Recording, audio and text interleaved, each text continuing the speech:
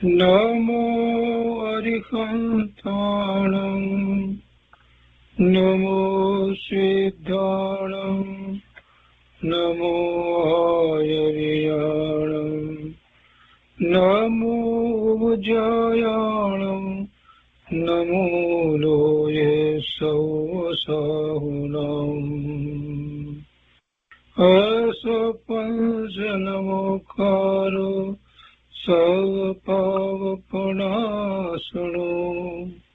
मङ्गलानं च सौवर्ते परमं वै मङ्गलम् अज्ञानतिमिरन्धानां ज्ञानाञ्जनशलाकया चक्षुरुन्मीलितं येन तस्मै श्रीगुरुवे नमः। मुखादिव्याकुक्षिरत्नं शब्दजितवर्यात्मजम् श्रीराजचन्द्रयहुं वन्दे तत्त्वलोचनदायकम् प्रभुतत्त्वलोचनदायकम्।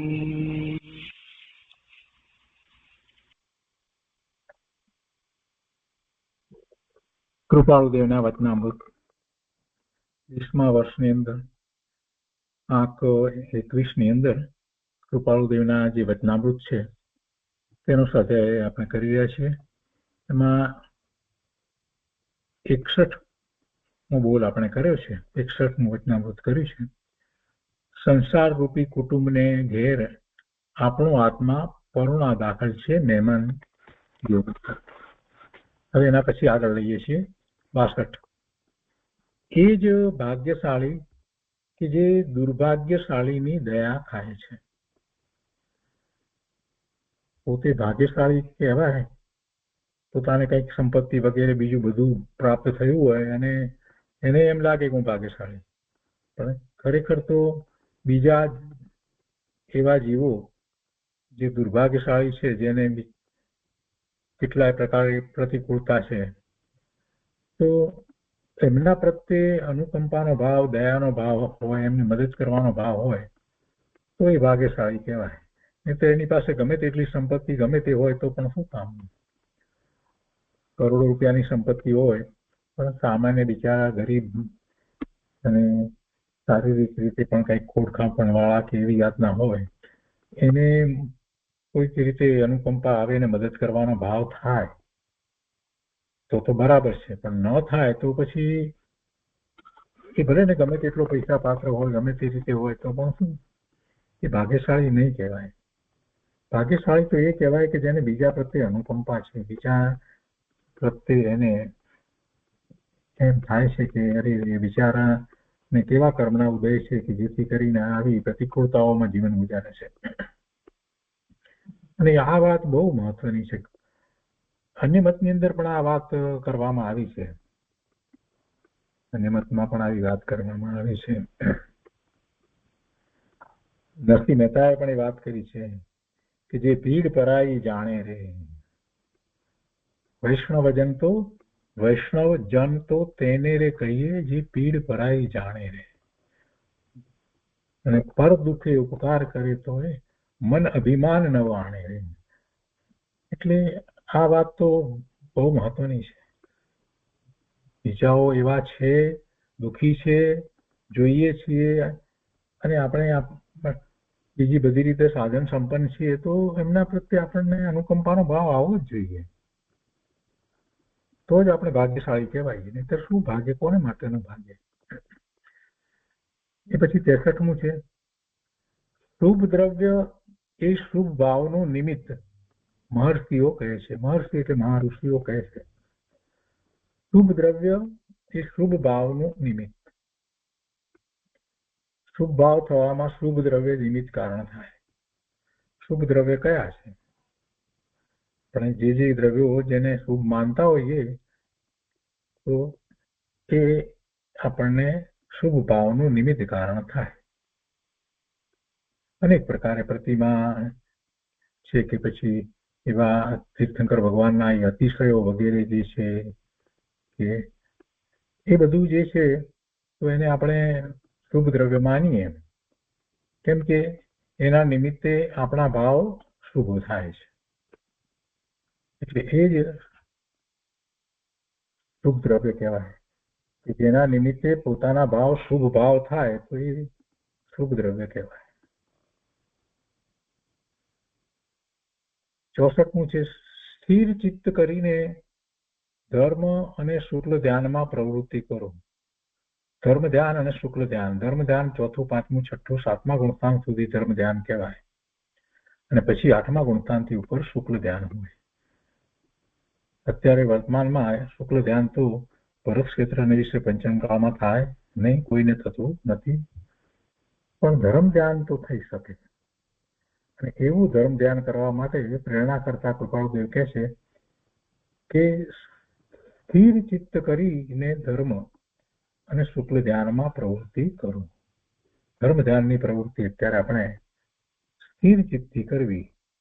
સ્થિર ચિત્તી કરતા 4થું ગુણસ્થાન આવે, સમ્યક દર્શન થાય, ત્યાંથી જ ખરેખર ધર્મ ધ્યાન નિશ્ચયથી ધર્મ ધ્યાન શરૂ થાય છે. એ પહેલા બીજું કોઈ ધર્મ ધ્યાન હોતું નથી. આ શુભભાવ વગેરે કઈ સાચા અર્થમાં ધર્મ ધ્યાન નથી.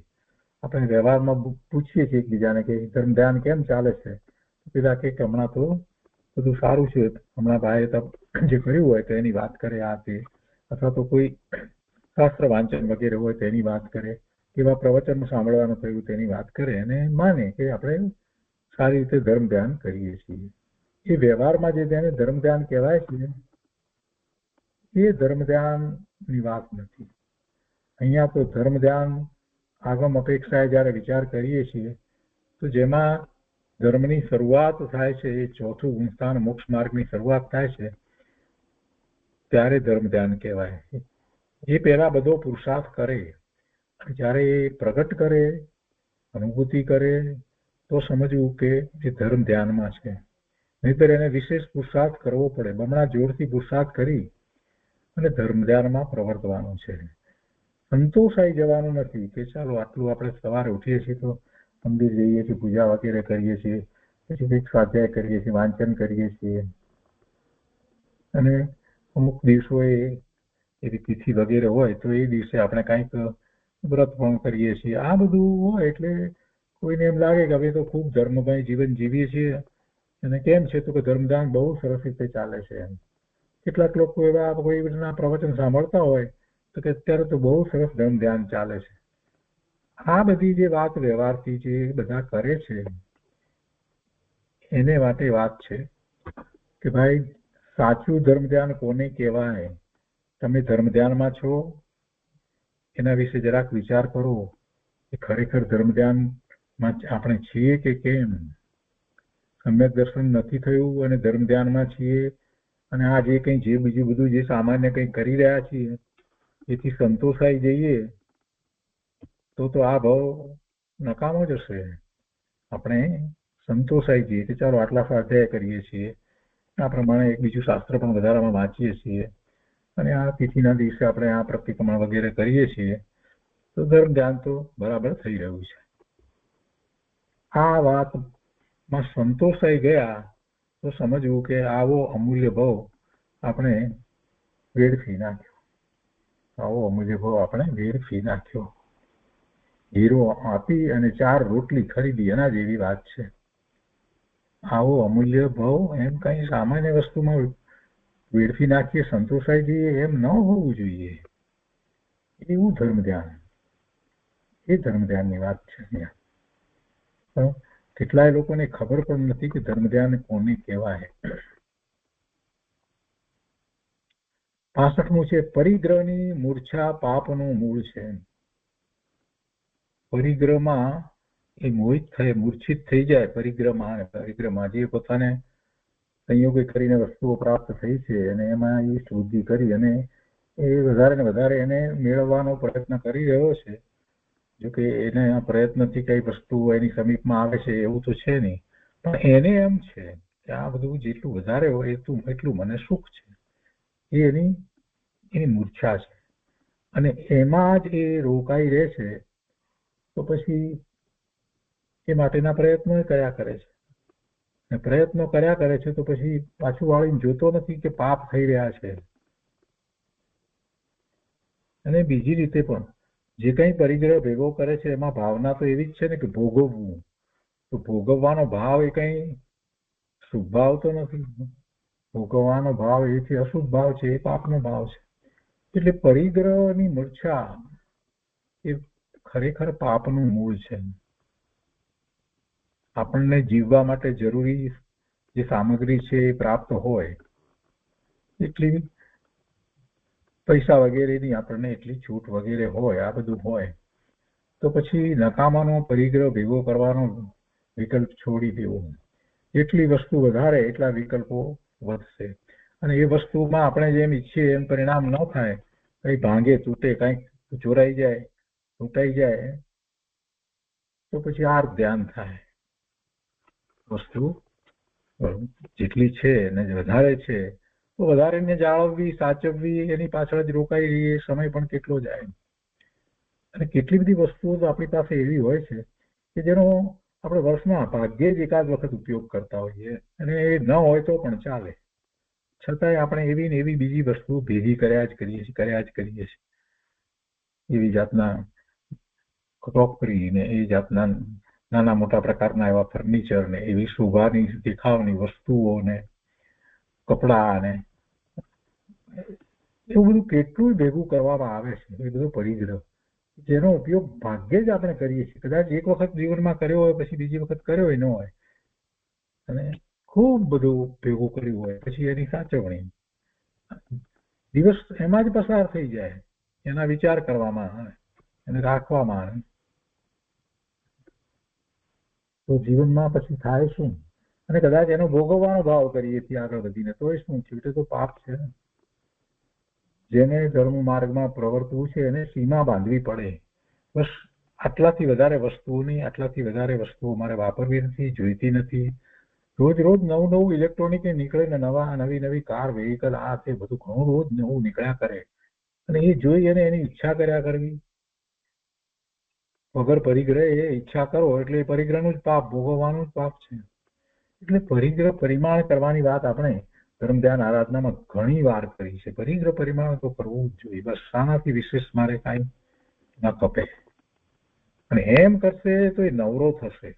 એનો ઉપયોગ એ નવરો થશે ત્યાં જવા માટે, સ્વરૂપ તરફ જવા માટે. નહીં તો ઉપયોગ 12માં ને 12માં જ રોકાઈ રહેશે. એ પછી 66મો બોલ છે, જે કૃત્ય કરવા વખતે વ્યામોહ સંયુક્ત ખેદમાં છો અને પરિણામે પણ પસ્તાવ છો, તો તે કૃત્યને પૂર્વ કર્મનો દોષ જ્ઞાનીઓ કહે છે. જે કૃત્ય કરવા વખતે પણ તમે વ્યામોહ સંયુક્ત ખેદમાં છો, તે વખતે પણ તમે ખેદમાં જ છો, અને એ મોહ સહિત, વિપરીત માન્યતા સહિત એ વખતે પણ તમે ખેદમાં જ છો, અને પરિણામે પણ પસ્તાવ છો એ થયા પછીથી પણ.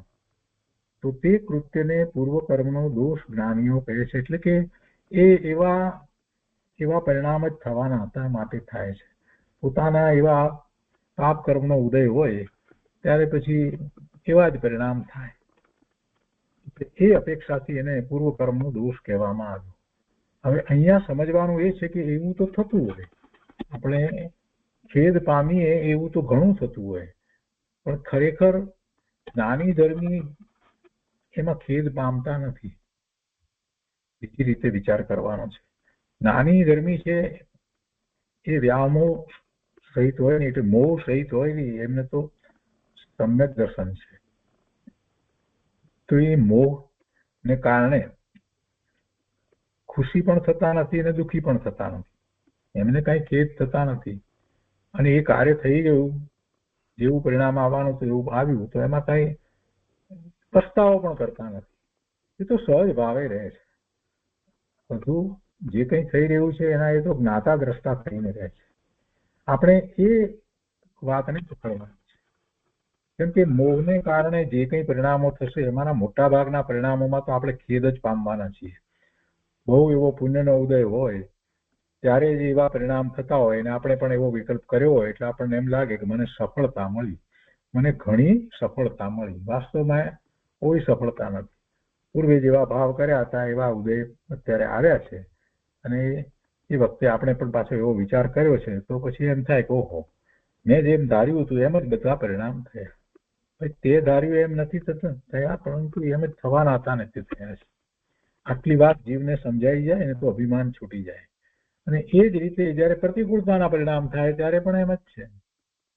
એ તો કર્મના ઉદય આવ્યા છે એટલે થાય છે, એટલે પૂર્વ કર્મનો દોષ એ જ્ઞાનીઓએ કહ્યો છે. પણ એની સાથે બીજી વાત સમજવાની એ છે કે એથી કઈ આપણે ખેદખિન્ન થવાની જરૂર નથી, એના જ્ઞાતા દ્રષ્ટા થવાનું છે.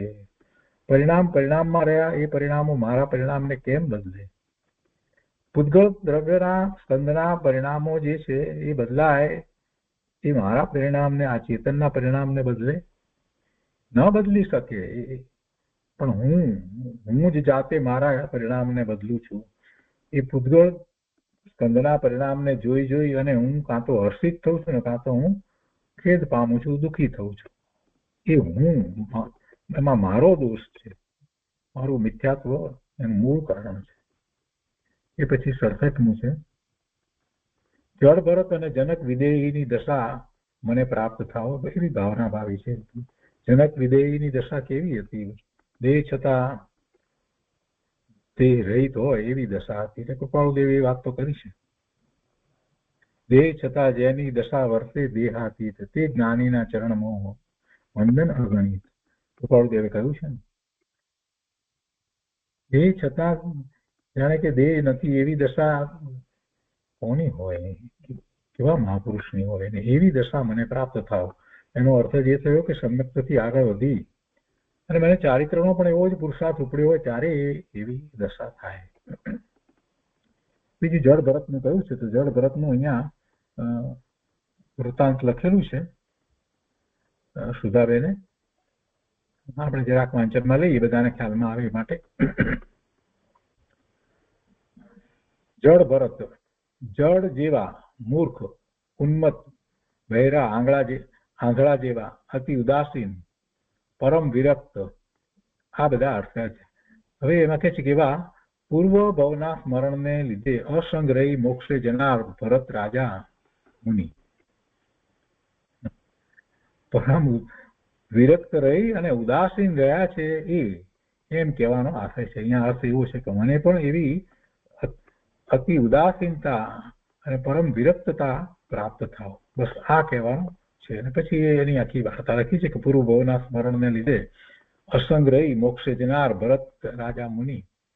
ભરત રાજા ઋષિ થઈ અને આશ્રમમાં રહેતા, ત્યાં પાણી પીતી ગર્ભિણી મૃગલી સિંહની ત્રાડથી નાસી અને ઘર પડી ગયો તો તેને પાળી પોષીને મોટો કરતા આસક્ત ભાવ થતા બીજો જન્મ મૃગપણે પણ પૂર્વભવના સ્મરણે અસંગ રહી દેહ ત્યાગ થયો. પછી ભરત નામે બ્રાહ્મણ ઋષિ બન્યા અને અસંગતાથી રહેતા એટલે જળ ભરત નામ. વનમાં રઘુગુણ રાજાની પાલખી ઉપાડવા સેવકો લઈ ગયા તો જ્ઞાન હોવાથી યત્નપૂર્વક ચાલતા. રાજા ગુસ્સે થયા છતાં પોતે ઉન્મત્ત, જળ, આંધળા, બહેરા જેવા અસંગ રહ્યા. મોક્ષે ગયા અને રાજાને બોધ લાગ્યો તો કૃપાળુ દેવે પ્રભુશ્રીજીને કહેલું કે મુનિ, પ્રભુશ્રીને એમ કહેલું કે મુનિ જળ ભરત જેવા થઈને વિચરજો. એ ઉપદેશામૃતની અંદર વાર્તા આવે છે. એટલે મૂળ વાત તો એ કરવામાં આવી છે કે આવી મારી દશા થાવ. કેવી? અતિ ઉદાસીન અને પરમ વિરક્ત એવી દશા થાવ, એની વાત લેવી છે બસ. અને જનક વિદેયની વાત આપણે કરી. એ પછી 68માં બોલ છે, એમાં કહે છે કે સત્પુરુષના અંતઃકરણે આચાર્યો કેવા કયો તે ધર્મ. સત્પુરુષના અંતઃકરણે આચાર્યો કેવા કહ્યો તે ધર્મ. સત્પુરુષના અંતઃકરણ દ્વારા જે વાત બહાર આવી, સત્પુરુષ એટલે એવા મહાપુરુષ.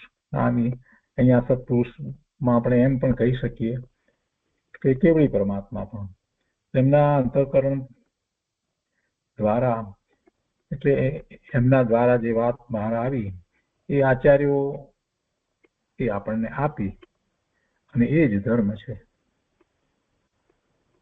જિનેશ્વર ભગવાનની દિવ્ય ધનીમાંથી ગણધર ભગવાને અને પછી આચાર્યોની પરંપરામાં એ જીનવાણી જે આપણને પ્રાપ્ત થઈ છે અને એમાં જે કહેવામાં આવ્યું છે એ ધર્મ છે. એ સિવાય બીજો કોઈ ધર્મ નથી. 69 છે અંતરંગ મોહ ગ્રંથિ જેની ગઈ તે પરમાત્મા છે.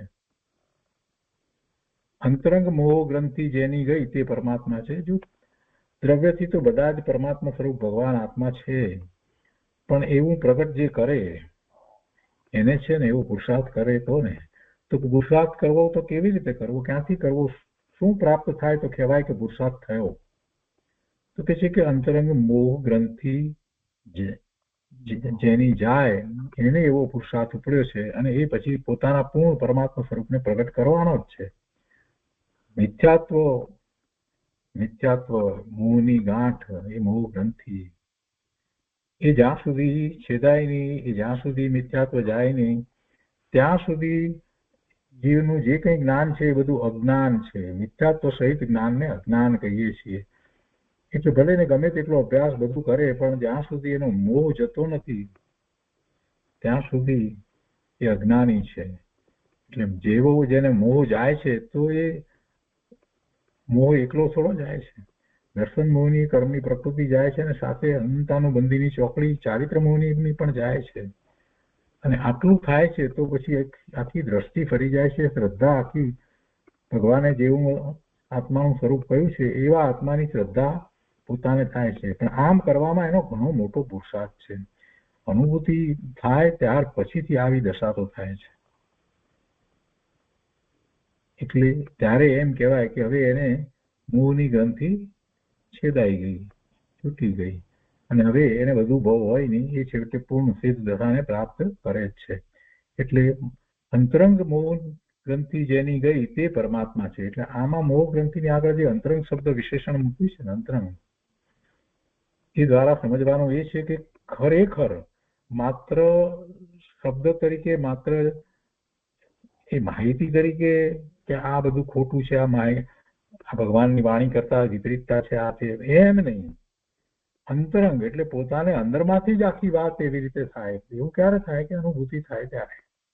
અંદરમાંથી જે સત્ય જે છે તે બહાર આવે. ક્યારે આવે? અનુભૂતિ થાય ત્યારે અંદરમાંથી જે શ્રદ્ધા પ્રગટ થાય છે. એ શાસ્ત્ર અભ્યાસથી જે શ્રદ્ધાન કર્યું હતું એ શ્રદ્ધાન જે છે એ એનું સમ્યકપણું તો જ્યારે પોતે એવું અનુભવે છે ત્યારે થાય છે. એ પછી 70મો બોલ છે વ્રત લઈને ઉલ્લાસિત પરિણામે ભાંગશો નહીં. વ્રત લઈ અને ગમે તેવા પરિણામ કરો, ઉલ્લાસિત પરિણામ એટલે તમે એકદમ છકી જાઓ એવા, અહીંયા ઉલ્લાસિતનો એવો પરિણામ થાય. વ્રત લઈને પછી એવા પરિણામમાં તમે વ્રતને ભાંગશો નહીં. વ્રત લઈને સામાન્ય રીતે વ્રત જ્યારે આપણે અંગીકાર કરીએ ત્યારે આપણું આખો દિવસ એકદમ શાંત અને ઓછામાં ઓછા વિકલ્પ થાય એ રીતે પૂરો થવો જોઈએ. જે દિવસે વ્રત લીધું છે, આજે કોઈ પણ વ્રત લીધું તો એ પછી ઉછળીને કાંઈક બોલીએ ને ઉછળીને કાંઈક કરીએ ને ગમે તેમ એવી બધી વાત તો હોય જ નહીં. શાસ્ત્ર શ્રવણ, શાસ્ત્ર વાંચન, અધ્યયન, સ્વાધ્યાય કે જાપ કરવા કે રૂપસ ધ્યાન કે પદસ ધ્યાન કે આવું કાંઈક ને કાંઈક ચાલ્યા જ કરે. ત્યારે એ દિવસે જે કંઈ વ્રત લીધું હોય, ઉપવાસ કે જે કાંઈ લીધું હોય કે પૌષધ કે તો એ સફળ કહેવાય. અને એ સિવાય બીજી રીતે વર્તવામાં આવે, માત્ર ઉપવાસ કર્યો પણ બીજું કાંઈ જ નહીં, તો એ વ્રત ન કર્યા બરાબર જ છે. એમ પણ કહી શકાય કે ખરેખર એ વ્રત ભાંગ્યું. કેમ કે આપણે વ્રત કરીએ છીએ શેને માટે? બાહ્ય વ્રત જે છે તે શેને માટે હોય છે? અંતરંગ દશા આપણી એવી અદભુત થાય, આપણો પુરુષાર્થ જે છે એમાં આપણને અનુકૂળતાઓ પ્રાપ્ત થાય, એ માટે તો બાહ્ય તપ છે. આગળ 71મું છે. એક નિષ્ઠાએ જ્ઞાનીની આજ્ઞા આરાધતા તત્વજ્ઞાન પ્રાપ્ત થાય છે. તત્વજ્ઞાન શાસ્ત્ર દ્વારા જે પ્રાપ્ત થાય છે ને એ તો તત્વજ્ઞાન માહિતી રૂપ છે, એ માત્ર માહિતી રૂપ છે. પણ જ્ઞાની પુરુષ દ્વારા જે આપણને તત્વબોધની પ્રાપ્તિ થાય છે તો સાચું તત્વજ્ઞાન આપણે એના ઉપર ચિંતન મનન મંથન કરી એનો સ્વીકાર કરી એ ત્યારે એ થાય છે. એટલે એમાં આપણી નિષ્ઠા કેવી છે? પંડિતાઈની નિષ્ઠા નથી.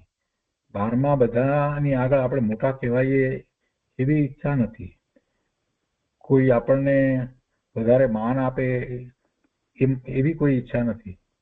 આપણી ઈચ્છા નિષ્ઠા તો ચોખ્ખી છે કે પરમાર્થે મારે તો વસ્તુ સ્વરૂપને સમજવું છે, અને એવા ભાવથી જ્યારે આપણે તત્વજ્ઞાન માટે પ્રયત્ન કરીએ છીએ તો જેમને એવું તત્વજ્ઞાન થયું છે એવા જ્ઞાની મહાપુરુષ જે છે એમના દ્વારા આપણે એવો શાસ્ત્રનો અભ્યાસ કરી અને તત્વજ્ઞાન પ્રાપ્ત કરીએ તો એમ કહેવાય કે એક નિષ્ઠાએ જ્ઞાનીની આજ્ઞા આરાધતા તત્વજ્ઞાન પ્રાપ્ત થાય છે. કેમ કે જ્ઞાનીની બીજી કોઈ આજ્ઞા હોતી નથી. પહેલી વાત તો એ આજ્ઞાની સમજવા જેવી છે. જ્ઞાનીની આજ્ઞા એટલે જ્ઞાની શું આજ્ઞા આપે?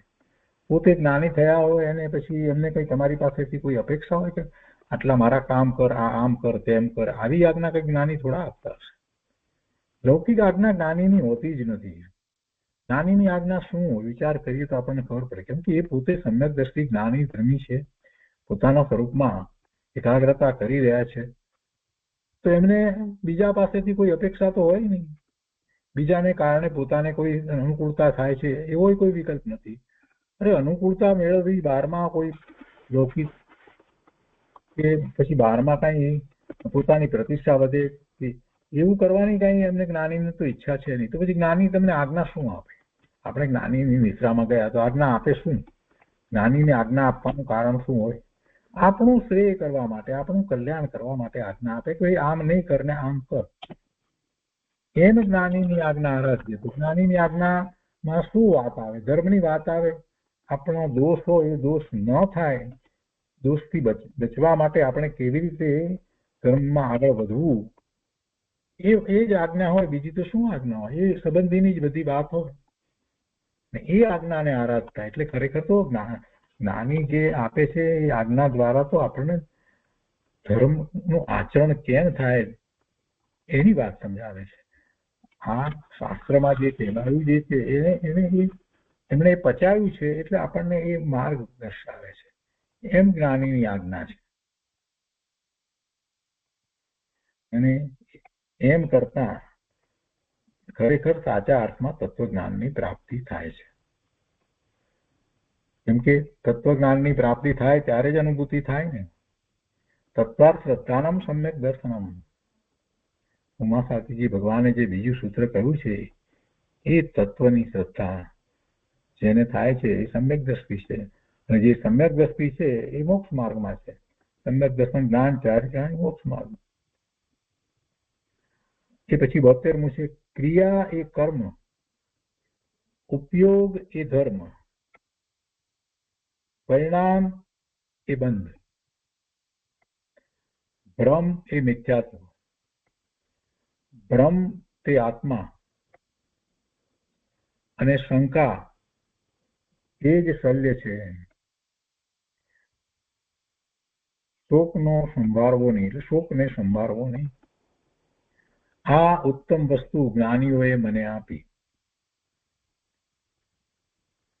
ક્રિયા એટલે જ્ઞાન ક્રિયા એ કાર્ય છે મારું, એ કર્મ છે. બીજી કોઈ ક્રિયા નહીં. બાહ્ય ક્રિયા જે છે એ ક્યાં મારી છે? બાહ્ય ક્રિયા મારી છે? બાહ્ય ક્રિયા જે કંઈ થાય છે એ મારી ક્રિયા છે? તો શરીરની ક્રિયા છે. હું તો એનાથી જુદો ભિન્ન છું. એ ક્રિયાનું સ્વામી તો મને ક્યાંથી હોય? એ ક્રિયાનો કરનારો હું ક્યાંથી?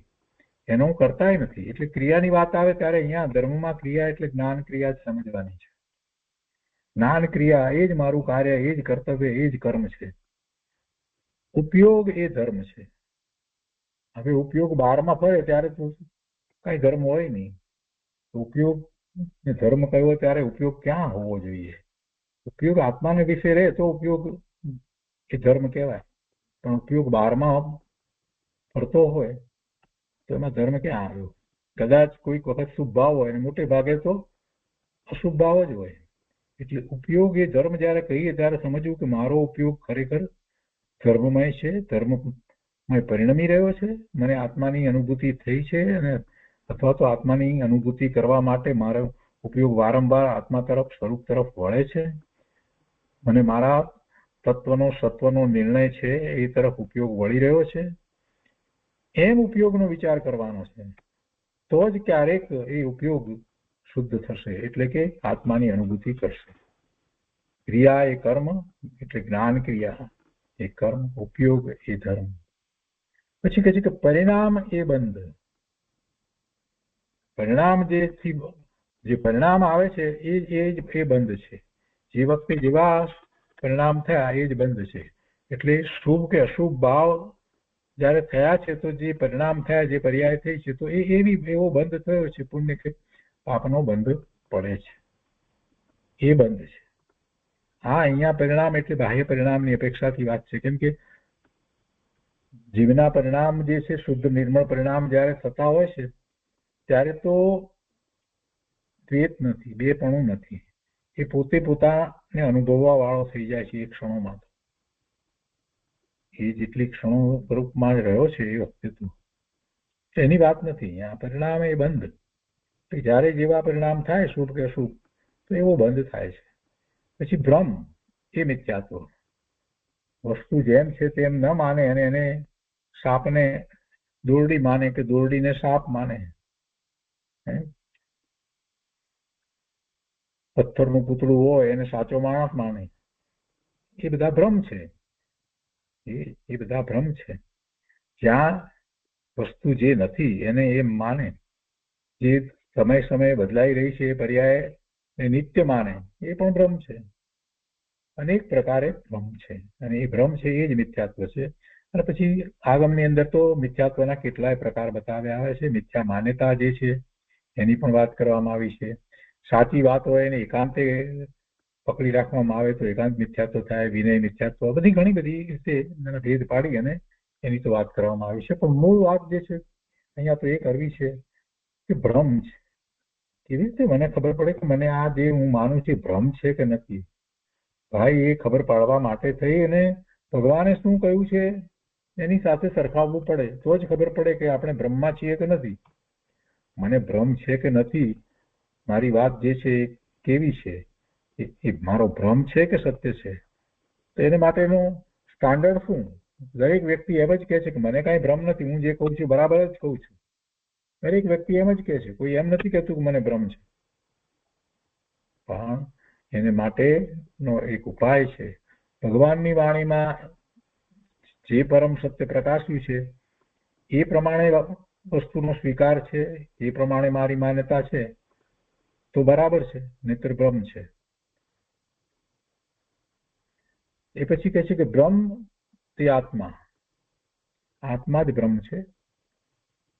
અને જૈન દર્શનની અંદર પણ એ રીતે વાત છે ને. બ્રહ્મચર્ય એટલે બ્રહ્મ નામ આત્મા, આત્મામાં ચર્યા કરવી એનું નામ જ બ્રહ્મચર્ય છે. આત્મામાં ચર્યા કરવી, આત્મામાં રહેવું, એનું નામ નિશ્ચયથી બ્રહ્મચર્ય છે. અને એના પછી શંકા એ જ શલ્ય છે. શું છે? દુઃખ આપનારું છે, શલ્ય છે, સડો છે. શંકા એ જ શલ્ય છે. શંકા કોને થાય? સમ્યક દ્રષ્ટિને શંકા નથી હોતી. સમ્યક દ્રષ્ટિ તો નિશંકતી હોય છે, નિકાંક્ષિત હોય છે. એને તો નિર્વિચિકિત્સા છે. એટલે એને કાંઈ શંકા હોતી નથી. શેની શંકા થાય? સમ્યક દર્શન થયા પછીથી શ્રદ્ધા સમ્યક થઈ છે, 6 દ્રવ્ય 9 તત્વ, આ બધું જે કંઈ માહિતી રૂપે જાણીતું, હવે બધી વાત જે છે એ સમ્યક થઈ ગઈ છે. તો પછી શંકા શેની કરવાની? હવે કોઈ શંકા એને હોતી જ નથી. હા, કોઈક વસ્તુ જાણવા માટે આશંકા થાય વિશેષ ધર્મની વાતને, પણ શંકા એને હોતી નથી. શંકાનો અર્થ એ થાય છે કે એ હશે કે નહીં હોતાને ખબર, માનવું નથી એવો આખો, જેને કહીએ કે નેગેટિવ અપ્રોચ જે છે એ શંકામાં રહેલો છે. એ જ શલ્ય છે, એ જ દુઃખ દેનાર છે, એ જ કાંટો છે. આગળ કે છે શોક નો સંભાળવો નહીં, એટલે શોકને સંભાળવો નહીં. ભૂતકાળમાં એવા પ્રસંગો બન્યા હોય અને એ રીતે કંઈક થયું હોય તો એને ફરીથી યાદ કરવાની જરૂર નથી. એને યાદ કરતા ફરી પાછા આપણે ખેદખીન થઈએ અથવા તો એના કારણનો વિચાર કરી અને કોઈક ઉપર દોષનો ટોપલો ઢોળીએ, કોઈક પ્રત્યે દ્વેષ કરીએ, કંઈક થાય. એટલે એ જે વાત જે હોય એને ક્યારેય યાદ કરવી નહીં. એક ક્ષણ વીતી ગઈ, એને હવે યાદ કરવાની જરૂર નથી. હું ભગવાન આત્મા એવો ને એવો રહ્યો છું, બસ. એક ક્ષણમાં એવી કોઈ નબળાઈને કારણે કાંઈક થયું છે તો ઠીક, થઈ ગયું. હવે એને યાદ કરવાની જરૂર નથી. હું તો આ રહ્યો એવો ને એવો ભગવાન આત્મા, શુદ્ધ સોના જેવો છું. અહીંયા કહે છે કે આ ઉત્તમ વસ્તુ જ્ઞાનીઓએ મને આપી. અને આ વાત મને ક્યાંથી મળી? જ્ઞાની પાસેથી મળી છે. એ પછી 73મું બોલ છે, જગત જેમ છે તેમ તત્વજ્ઞાનની દ્રષ્ટિએ જુઓ. જગત જેમ છે તેમ જુઓ. એટલું ન કહેતા એમ કહ્યું કે તત્વજ્ઞાનની દ્રષ્ટિએ જુઓ. કેમ કે જગતને જોવાની તો અનેક આંખ છે, અનેક ચક્ષુ છે, અનેક નય દ્વારા જગતને જોઈ શકાય. તમારે કયા નય દ્વારા જોવું છે? જગતને જોવાની દ્રષ્ટિ અનેક છે.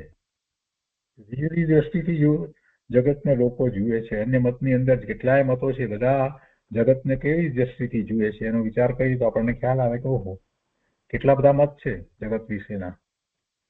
તો એમાંથી તમે કઈ દ્રષ્ટિથી જુઓ? જગતને તમારે તત્વજ્ઞાનની દ્રષ્ટિથી જોવાનું છે. તત્વવેત્તા સાચા જીવ છે, જૈન તત્વવેત્તા કે જે રીતે સમજાવ્યું છે એ રીતે જોવાનું છે. જિનેશ્વર ભગવાનની આજ્ઞામાં અને આમન્યામાં જે રહ્યા છે એવા જે જૈન એવા મહાપુરુષ, એમણે જે રીતે જગતને જોયું છે એ રીતે જોવાનું છે. અને સૌથી મોટી વાત તો એ કે જીનવાણીમાં જેવું જગતનું સ્વરૂપ છે એ રીતે જગતને જોવાનું છે. છ દ્રવ્ય રૂપ આખો ચાખું જગત જે છે એ લોક છે, લોકાકાશ અલોકાકાશ બધું, એને આપણે એ રીતે જોવાનું છે કે દ્રવ્ય તો દ્રવ્ય જ છે. છ દ્રવ્ય એ નિત્ય છે, પરિણામે બદલાય છે, પર્યાય બદલાય છે. અને એમાં જીવ દ્રવ્ય તો જીવ દ્રવ્યની વિશેષતાથી જેવું છે તેવું જાણવું. એમ તત્વજ્ઞાનની દ્રષ્ટિથી જ્યારે જોવામાં આવે તો પરમાર્થે પોતાને જે પ્રાપ્ત કરવું છે એ થઈ શકે. 74મું, શ્રી ગૌતમને 4 વેદ પઠન કરેલા જોવાને શ્રીમદ મહાવીર સ્વામીએ સમ્યક નેત્ર આપ્યા હતા. જુઓ, કેટલીક વાત જે છે ને લખવામાં અમુક રીતે લખાય એટલે એમ છે. ભગવાન કઈ નેત્ર આપે, સમ્યક નેત્ર આપે એમ નથી હોતું. સમ્યક તો પ્રગટ ગૌતમ સ્વામીએ પોતે કર્યું, પણ એ કર્યું તો કેવી રીતે કર્યું કે ભગવાનની વાણીમાં પરમ સત્ય જે આવ્યું એનો સ્વીકાર કરી ભગવાનની નિશ્રામાં રહી અને કર્યું. એટલે એમ કહેવાય કે ભગવાને એમને સમ્યક આપ્યું, અથવા તો એમ કહીએ કે ભગવાન ને મહાવીર સ્વામી ભગવાને એમને સમ્યક નેત્ર આપ્યા, સમ્યક દ્રષ્ટિ આપી. સમ્યક સાચી દ્રષ્ટિ ભગવાને આપી, બરાબર. પણ અહીંયા એક બીજી વાત છે આગળ કે શ્રી ગૌતમને 4 વેદ પઠન કરેલા જોવાની.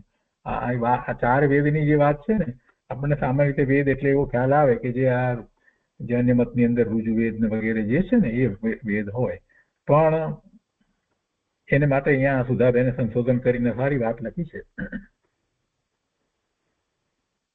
પછી એના વિદ ઉપરથી જ્ઞાન જેમાં સમાયેલું છે તેવા ગ્રંથો એ ખરેખર વેદ છે. 8મા તીર્થંકર ચંદ્રપ્રભુ સ્વામી સુધી ભરત ચક્રવર્તી કૃત આ 4 વેદ હતા. આ 4 વેદ ભરત ચક્રવર્તી કૃત હતા અને એ પછી એમ જ પરંપરાએ આગળ એ જ્ઞાન ચાલ્યું આવતું હતું. અને 8મા તીર્થંકર ચંદ્રપ્રભુ ભગવાન સુધી તો એ રીતે હતા. સંસારાદર્શન, સંસ્થાન પરામર્શન, તત્વાવબોધ અને વિદ્યા પ્રબોધ એવા 4 વેદ જૈનના, જૈનની વાત છે. એ ચંદ્રપ્રભુ ભગવાન હતા ત્યાં સુધી તો હતા. પછીથી ધીરે ધીરે જ્ઞાન લુપ્ત થયું. અને પછી કે છે કે પછી ભેળસેળ વાળા હાલ છે, અને તે ઋગ્વેદ, યજુર્વેદ, સામવેદ, અર્થવેદ, જે અન્ય મતની અંદર એ લોકો જે કહે છે એ વેદ, એ બધા ભેળસેળ વાળા છે. સરસ વાત લીધી છે એમને. તો કે છે કે એવું જ્ઞાન, એવા 4 વેદનું પઠન કરેલા જોવાને શ્રીમદ ભગવાન શ્રીમદ મહાવીર સ્વામીએ સમ્યક નેત્રે આપ્યા હતા. એનો અર્થ શું, જરાક સમજવાની વાત છે કે ગૌતમ સ્વામીને જે વેદાંતનું જ્ઞાન હતું એ અત્યારે આ ભેળસેળ વાળા જે વેદાંત જે છે વેદ, એનું જ્ઞાન એમને હતું. અને જ્યારે મહાવીર સ્વામી ભગવાનના દર્શન કરે છે, વર્તમાન સ્વામી ભગવાનના, અને પોતે ત્યાં જ દીક્ષા લઈ લે છે, પ્રભુના શિષ્ય થઈ જાય છે, અને ત્યાર પછીથી પ્રભુની એવી દિવ્ય ધ્વનિ દ્વારા એમને જ્ઞાન પ્રકાશ થાય છે. તો પેલા જે 4 વેદનું જ્ઞાન હતું ને એ પછી સમ્યક એમને થાય છે કે ખરેખર તો 4 વેદમાં જે કહેવાયું છે એ આ રીતે નહીં, પરંતુ જૈન ફિલોસોફી પ્રમાણે જે રીતે કહીએ આપણે, જિનેશ્વર ભગવાને જે રીતે કહ્યું છે એ રીતે આમ હોવું જોઈએ, એમને બોધ થઈ ગયો. જે ભેળસેળ તરીકે અત્યારે આજે જોવામાં આવે છે ઋગ્વેદ વગેરે, તો એમને એ તો બધું બરાબર ખ્યાલ જ હતો ગૌતમ સ્વામીને, પણ એ એમ નથી. જિનેશ્વર ભગવાનની વાણીમાં જે વાત આવી છે, જે જ્ઞાન આવ્યું છે, એ જ્ઞાન જે છે એ શુદ્ધ જ્ઞાન તો આ રીતે વેદ હોય એમ એમને એ જે જ્ઞાન પોતાને હતું એ એમને શુદ્ધ થયું. એટલે એ કોના દ્વારા થયું, કેવી રીતે થયું, કે ભગવાન મહાવીર સ્વામી, વર્તમાન મહાવીર સ્વામીની દિવ્ય ધ્વનિ સાંભળતા એમને પોતાને જે વેદનું જ્ઞાન હતું એ પછી શુદ્ધ થઈ ગયું. એટલે જે જૈન દર્શન પ્રમાણે જે વેદ કહેવાય, જે 8મા તીર્થંકર ભગવાન, ચંદ્રપ્રભુ ભગવાન સુધી જે ચાલ્યા આવતા હતા, એ રીતે એમને જ્ઞાન થયું. એટલે જ્ઞાન તો એમ જ ચાલ્યું આવે એ ત્યાં એ વખતે એ રીતે ગ્રંથની અપેક્ષાથી વાત અહીંયા કરી છે કે આ ચંદ્રપ્રભુ ભગવાન સુધી એ હતું. પણ જ્ઞાન કઈ ક્યારે લોપ થતું નથી, કેમ કે કેવળ જ્ઞાન થાય છે તો કેવળી પરમાત્માને તો બધું જ જ્ઞાન હોય છે. તીર્થંકર ભગવાનની તો વાત શું કરવી, એમના દ્વારા તો એ બધું ખૂબ પ્રકાશિત થાય છે, અને એને પ્રકાશિત કરે છે તો સામે એવા પાત્ર જીવો હોય છે કે જે એને ઝીલી શકે. તો ભગવાનની વાણીમાં એ વાત બધી આવી છે. અત્યારે છતાં પણ એ જ વાત જે છે, જે સાચી વાત આવી છે, તો એની અંદર કેટલાય પ્રકારે ભેળસેળ કરી અને કેટલાય મતો ચાલી રહ્યા છે, કેટલાય મત દર્શનો અત્યારે ચાલી રહ્યા છે. 75મું, ભગવતીમાં કહેલી પૂતગલ નામના પરિવ્રાજકની કથા તત્વજ્ઞાનીઓનું કહેલું સુંદર રહસ્ય છે.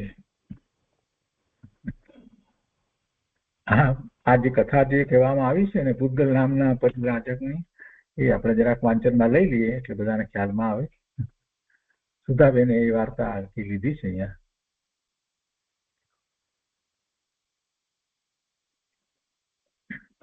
શ્રી ભગવતીજી સૂત્ર 11 ઉદ્દેશક 12 મુજબ વેદ વેદાંતના પારગામી ભદ્ર પ્રકૃતિવંત ઘણું તપ કરનાર પૂતગલ નામના સંન્યાસીએ બ્રહ્મલોકના દેવોના આયુષ્ય બાબત પોતાને થયેલું વિભંગ જ્ઞાન, અવધિ જ્ઞાન, પણ કેવું કુઅવધિ એટલે અવધિ અજ્ઞાન, એ જ સાચું અને છેવટનું છે એમ આલંબિકા નગરીમાં જાણ કરી. તો ત્યાં મહાવીર સ્વામી સંવત્સરણમાં પધારતા ગૌતમ પ્રભુએ આ અંગે પૂછતા સૌનું સમાધાન થયું. ભગવાનની વાણીમાં તો પરમ સત્ય બહાર આવે. આપણે સંવત્સરમાં બેઠા હોઈએ ને આપણને જે પ્રશ્ન થાય તો એનું સમાધાન આપણને પ્રભુની દિવ્ય ધ્વનિમાંથી પ્રાપ્ત થાય. તો એ રીતે ગૌતમ સ્વામીને એવો પ્રશ્ન થયો તો એનું સમાધાન થયું, તો બધાને એ ખબર પડી અને સત્ય સમજાયું.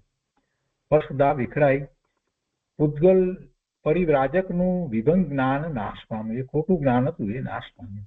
અને પછી પ્રભુ મહાવીરના ચરણોમાં દીક્ષા લઈ અને કર્મ મુક્ત થયા. તે આ પૂતગલ પરિવ્રાજક એની વાત કરી છે. એમના વિશે આ વાત એમને રત્નાનુયોગના ગ્રંથમાંથી ક્યાંકથી લીધી છે. ને એ વાત અહીંયા કહે છે કે ભગવતીમાં કહેલી એ પૂતગલ નામના પરિવ્રાજકની કથા તત્વજ્ઞાનીઓનું કહેલું સુંદર રહસ્ય છે. એ ઉપરથી આપણને ખ્યાલ આવે કે આ બધા જે પ્રથમાન યોગની જે કંઈ વાત કરવામાં આવી હોય એ આપણને બોધ માટે કરવામાં આવી, કે જ્યારે કોઈ પણ પ્રકારે એવું એમ લાગતું હોય કે આવધિ જ્ઞાન છે તો પણ એમાં પણ એ ખરેખર સાચું છે કે વિભંગ છે. વિભંગ જ્ઞાનને એક કુઅવધિ જ્ઞાન કહેવામાં આવે છે. અને એની ખાતરી ક્યાં થાય તો કે ભગવાનના સમોસળમાં થાય, અથવા તો એવા કેવળી પરમાત્મા દ્વારા થાય કે એવા ગણધર ભગવાન દ્વારા થાય. તો આજનો સ્વાધ્યાય આપણે અહીંયા સુધી રાખીએ છીએ, 75મા બોલ સુધી.